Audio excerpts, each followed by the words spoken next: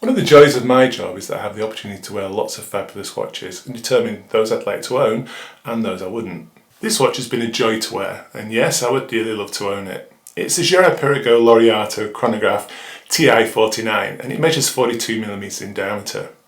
Over the next few minutes, I'm going to tell you more about this watch and explain why, in my opinion, it's a watch worthy of your attention.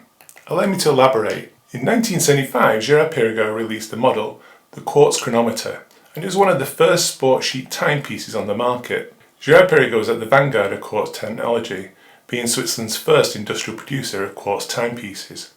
Indeed, it set the frequency of 32,768 Hz, which ultimately became the universal standard for quartz watches. With its then cutting-edge COSC-certified movement and its contemporary design, the watch soon attracted the attention of the cognoscenti. In Italy, one of the Maison's biggest markets at the time, the watch became affectionately known as the graduate of School of Girard Perregaux. The word for graduate in Italian is Laureato, hence the nickname was eventually adopted by the brand. The design of the Laureato is complex. The octagonal bezel is endowed with a brushed finish. It sits upon a polished circular plinth, which in turn sits upon a brushed tonneau-shaped case. It's this blend of shapes and finishes which differentiates the Laureato from rival sport-chic watches. The integrated bracelet tapers as it approaches the folding clasp, and once again it juxtaposes both brushed and polished finishes. However, while this combination of different shapes and finishes is impressive and delivers a cohesive aesthetic, it does require much expertise and time to bring to fruition. Moreover, it's challenging in steel, but it's even more challenging in this particular case. Why? Well, this particular watch is made of grade 5 titanium. It should not be confused with cheaper grade 2 titanium, which is pure titanium. Grade 5 is an alloy, and the grade 5 titanium is a nightmare to machine due to its hardness. It's very, very hard.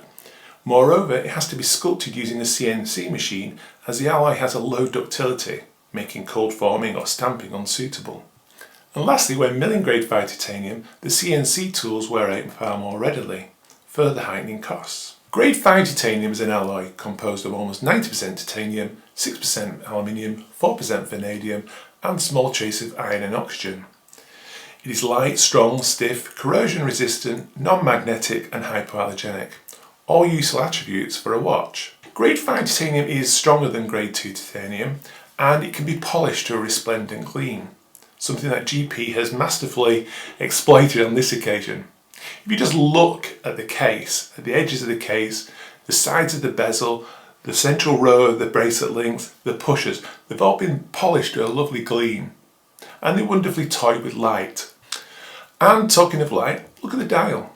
It's a 3-counter design. The male epidermis is dressed in a Clous de Paris motif, a traditional motif, but in this case it imbues the Laureato with a contemporary look. Examine the dial very closely and you'll see that it's formed of small pyramidal structures that masterfully play with light and shade. The baton style era minute hands, along with the indexes, are lined with superluminova. The counters are snailed, but with a twist. The concentric circles that form the motif are wider, conferring an interesting deviation from the norm. It's these subtle details which impart ownership delight and joy. The date is shown at 4:30 and features white numerals atop a grey disc, matching the main colour of the dial as horological etiquette dictates. It would have been easier to have a white disc with black numerals, a one-size-fits-all approach, but Girard Perregaux hasn't counted such shortcuts, and I'm pleased to see that. The push pieces are a screw-down variety, and the crane nestles between the shoulders of a protector. To the rear of the watch, the case back is solid. This may come as a surprise, especially when you find out that inside the case is a beautifully finished movement, the Calibre GP03300.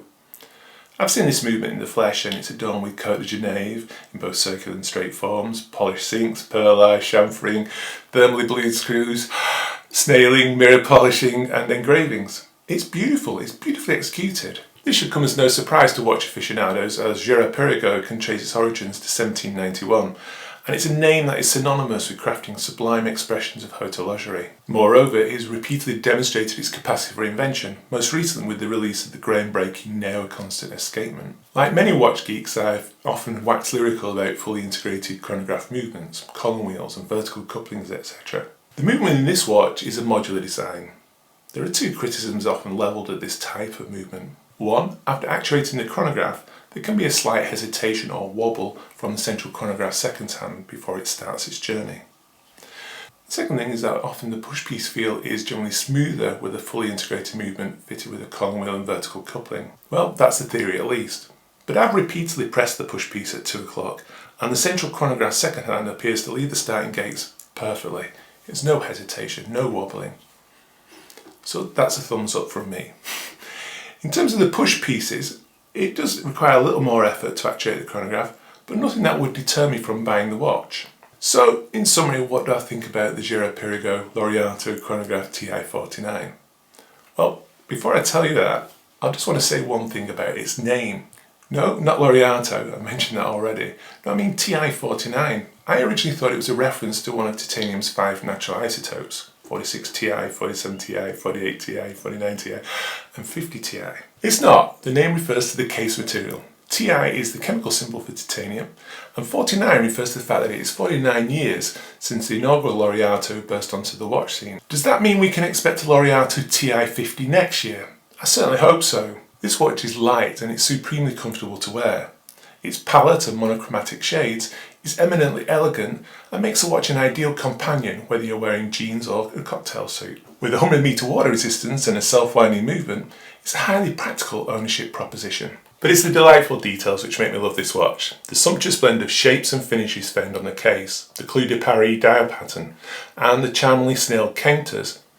And lastly, the superb feel of the watch on the wrist.